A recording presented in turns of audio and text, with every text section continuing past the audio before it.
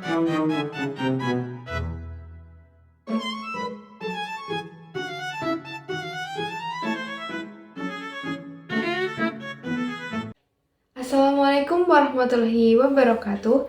Halo semuanya, perkenalkan nama saya Naila Salsabila dengan NIM 142.24.0.161. Saya dari kelas EAD.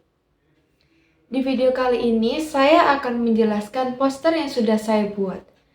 Saya mengambil kasus yaitu pengaruh finansial teknologi pada strategi perbankan pada studi kasus Bank OCBC NSP.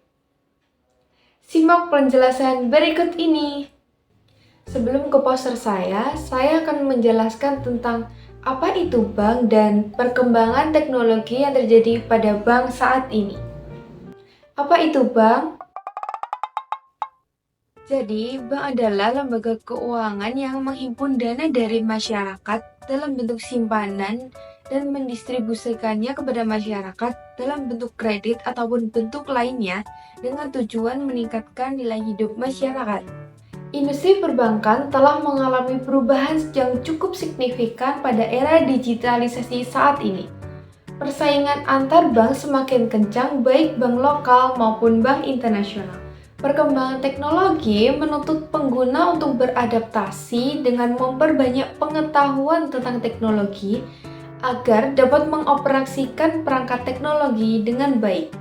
Perkembangan teknologi juga berdampak pada uang tunai, di mana penggunaan uang tunai di beberapa negara sudah dianggap tidak aman dan efisien, sehingga muncul pembayaran non-tunai yang didukung dengan menggunakan aplikasi khusus pembayaran untuk memenuhi setiap kebutuhan masyarakat. Pada PT Bank OCBC NISP Tbk juga merasakan impact yang terjadi dari perkembangan teknologi, yang mana sebelumnya nasabah hanya bisa melakukan transaksi melalui kantor cabang dengan menggunakan kartu ATM, tunai, transfer, dan biliet. Dengan adanya perkembangan zaman, Bank OCBC NISP juga turut melakukan perubahan dan beradaptasi dengan era saat ini, yaitu era digitalisasi. Kini, nasabah Bank OCBC NISP sudah dapat menikmati transaksi yang cepat, aman, dan efisien melalui mobile banking atau internet banking yang sudah terdaftar pada gadget seperti smartphone atau komputer.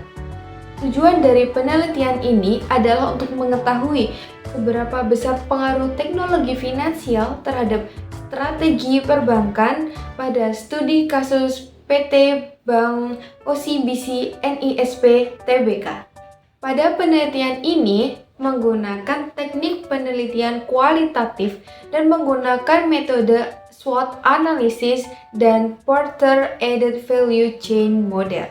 Dengan menggunakan metode SWOT analysis ini, kita dapat mengetahui keunggulan, kelemahan, peluang, dan ancaman dari teknologi finansial yang diterapkan pada sistem perbankan.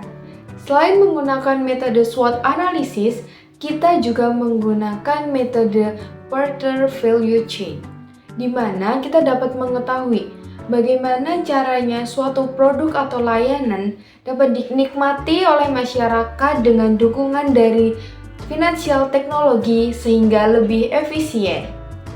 Dari hasil interview dan observasi terhadap tingkat penggunaan m-banking atau e-banking yang terjadi pada Bank OCBC NISP, dapat dilihat keunggulan, kelemahan, peluang, dan ancaman yang terjadi saat menggunakan m-banking atau e-banking tersebut. Baik teman-teman, jadi dalam poster ini saya mengambil kesimpulan dengan metode SWOT. Yang pertama, strength atau kekuatan. Transaksi cepat via m-banking atau e-banking.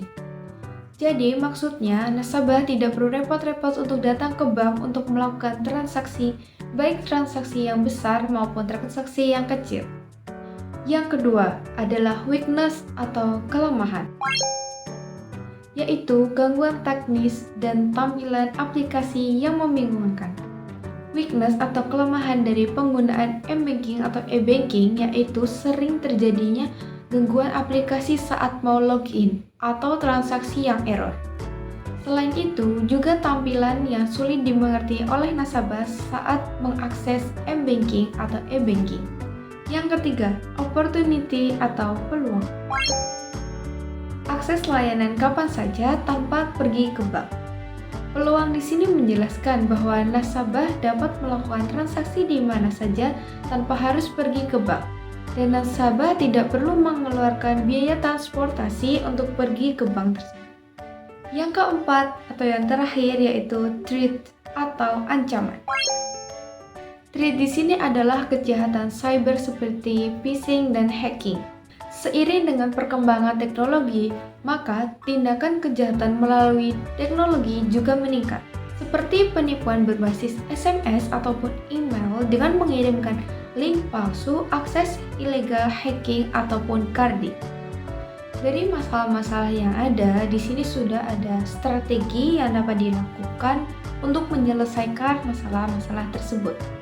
Dengan mengembangkan keunggulan dari m-banking atau e-banking terhadap peluang yang muncul, strateginya yaitu dengan cara melakukan promosi kepada nasabah bahwa mereka akan mendapatkan benefit yang lebih apabila menggunakan m-banking atau e-banking tersebut, yaitu transaksi yang cepat dan dapat dilakukan di mana saja.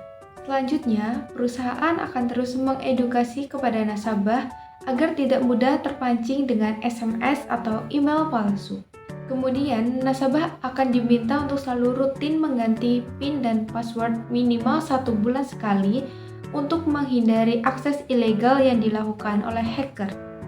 Perusahaan akan selalu mengubah tampilan pada dashboard aplikasi atau web agar mudah dipahami oleh nasabah ketika sedang mengakses aplikasi atau web tersebut.